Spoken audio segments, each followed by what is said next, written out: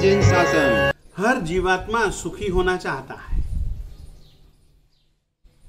दुखी कोई होना नहीं चाहता। परंतु दुनिया में अपन जितने लोगों को देखते हैं,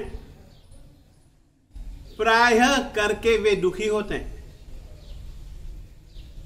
हर एक व्यक्ति की, हर एक जीव के दुख के कारण अलग अलग हैं, परंतु वे जितने भी दुख के कारण हैं, उसका मूल यदि कोई है तो वे मूल हैं आदमी की इच्छाएं। और वे इच्छाएं अधिकतर देह से संबंध रखते हैं। कैसे मैं सुंदर दिखूं, कैसे मैं सुंदर बनूं, उसके चक्कर में न जाने कैसे कैसे कैसे कैसे वह गलत सलत उल्टे सुलटे धंधे करता है। इन सब का मूल कारण अगर कोई है तो वो व्यक्ति की इच्छाएं हैं। परमात्मा कहते हैं कि यदि तू सुखी होना चाहता है, कामे कमाही, अपनी इच्छाओं का तू अतिक्रमण कर दे। और याद रखना, यदि इच्छाओं से तू दब गया, इच्छाओं ने तुझको दबा दिया, तू इच्छाओं के अधीन बनकर के इच्छा पूर्ति के लिए भाग दौड़ करने लग गया, तो निश्चित रूप से तू दुख पाएगा, दुख पाएगा, दुख पाएगा।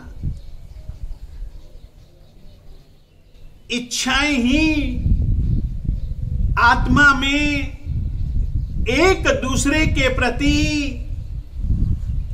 जिनसे अपेक्षाएं पूरी हो गई, उनके प्रति राग हो गया, जो हमारी इच्छा पूर्ति में बाधक बने, उनसे हमको द्वेष हो गया। इसका मूल, राग द्वेष का मूल भी यदि तुम अपने में ढूंढोगे तो तुमको अपनी इच्छाएं ही राग द्वेष के मूल कारण और दुखों के मुख्य कारण मिलेंगे।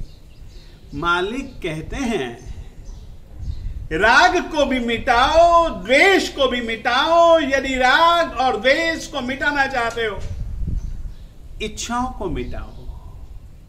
और यदि तुम इच्छाओं को मिटा दोगे तो सुखी सुखी हो जाओगे।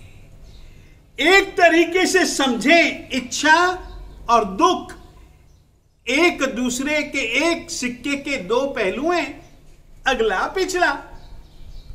इच्छा है तो दुख है, दुख है तो इच्छा है।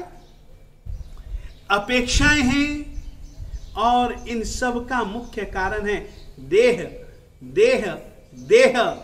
इसीलिए परमात्मा ने कहा, साधक तू आतापना कर, शरीर के प्रति मोह नहीं, ममता नहीं। एक ऐसी प्रक्रिया का नाम है आतापना। आत्मजीवी तू बन और शरीर के प्रति सुकुमालता का भाव मत रख। इतना ही सुखी और दुखी होने का रहस्य, इच्छाओं से मुक्ति और इच्छाओं के बंधनों में बंधे रहना, इतना ही।